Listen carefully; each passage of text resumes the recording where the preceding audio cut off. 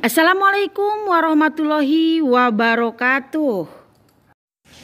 Masuknya Islam ke tanah Jawa.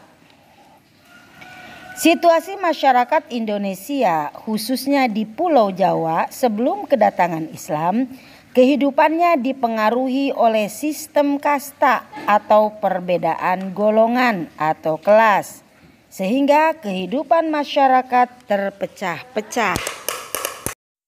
Ini semua disebabkan karena budaya Hindu yang sangat kental pada kehidupan mereka, di mana sebelum Islam datang, Hindu sudah dulu masuk ke Indonesia, terutama ke Pulau Jawa. Dan mereka yang tergolong kasta tinggi tidak diperkenankan bergaul dengan orang yang berkasta rendah, sebagaimana mereka membagi kasta menjadi 4. Yang pertama kasta Brahmana, yang kedua kasta Ksatria, 3 kasta Waisya, dan keempat kasta Sudra. Sistem kasta membuat umat Hindu menjadi 4 kategori utama: Brahmana, Ksatria, Vihara, dan Sudra. Banyak yang percaya bahwa kelompok-kelompok itu berasal dari Brahma, dewa pencipta. Di puncak hierarki ada Brahmana yang sebagian besar adalah guru dan intelektual dan diyakini berasal dari kepala Brahma. Kemudian datanglah para Ksatria atau para pejuang dan penguasa.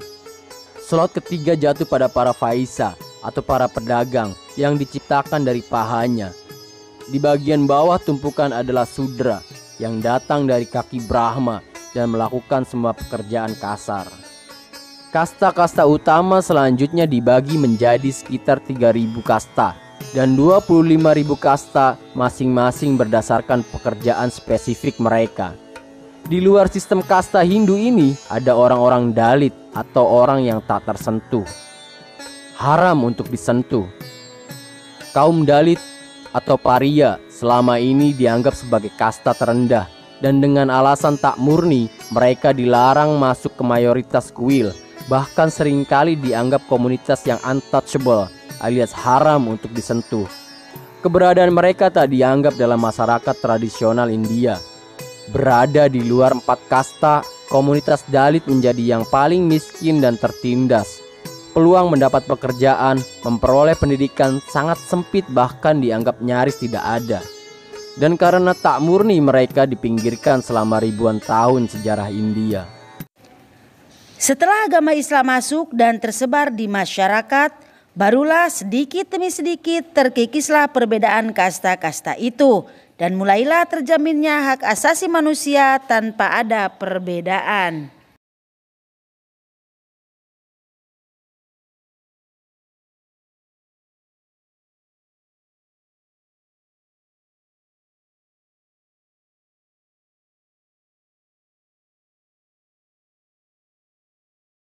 Akan tetapi sebagian lagi dari ahli sejarah mengatakan bahwa agama Islam masuk ke Indonesia pertama adalah di Pulau Jawa.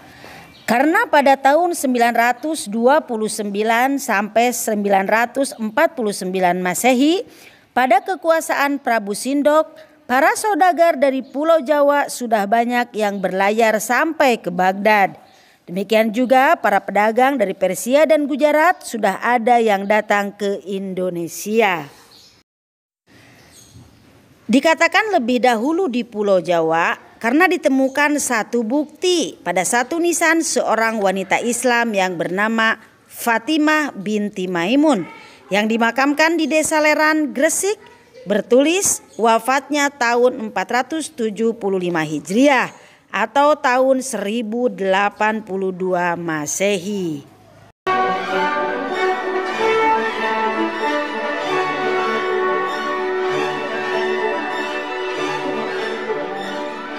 Sedangkan mula-mula Islam masuk Sumatera dibawa oleh Syekh Abdullah Arif dan Syekh Burhanuddin Al-Kamil, yang akhirnya beliau wafat di Kunta pada tahun 610 Hijriah atau 1214 Masehi.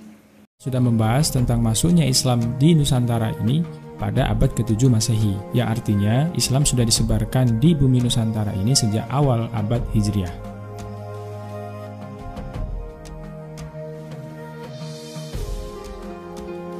Teori masuknya Islam ke Nusantara pada abad ke-7 Masehi ini sebenarnya bukanlah hal yang mustahil terjadi sebagaimana sanggahan para orientalis barat. Sebab pada abad ke-7 Masehi sudah ada jalur pelayaran internasional yang sangat ramai melalui Selat Malaka yang menghubungkan dinasti Tang di Cina, Sriwijaya di Asia Tenggara, dan Bani Umayyah di Asia Barat.